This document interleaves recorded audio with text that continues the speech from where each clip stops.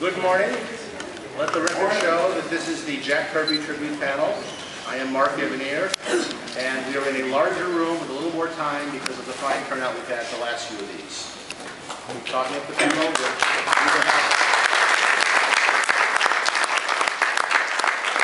if we keep this up, we will have Hall H in the entire Saturday. Let me, this is, I think, my 10th panel of the convention. I got 5 today. And this is the one I look forward to the most because I spend a lot of the convention talking about Jack. Well, it's nice to just talk only about Jack, not have him be an aside, which we just focus on him for a while.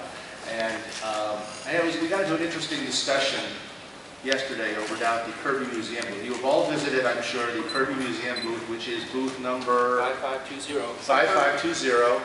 And while you're there, you stop off at the Tomorrow's booth, which is 1301, which, despite the numbering system, is they're about 3 steps from each other.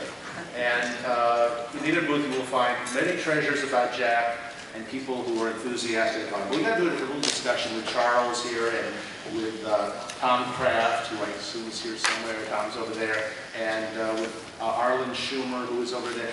I almost introduced him to someone last night as Arlen Spector. I'm sure this is not the first time this mistake has been made. No other Arlen I know. Okay, to keep it clear for those of you, so you remember this, Arlen Spector is the man with the single bullet theory of the Kennedy assassination.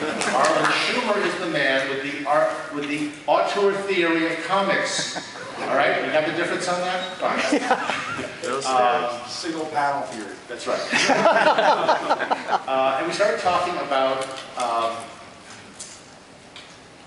the discussion was keyed off a discussion of Mike Royer's lettering, which we wouldn't have had in this room one of the years Mike was on the panel, which I love Mike Royer's lettering. I learned to letter from Mike Royer. I thought he was one of the greatest letterers of all time.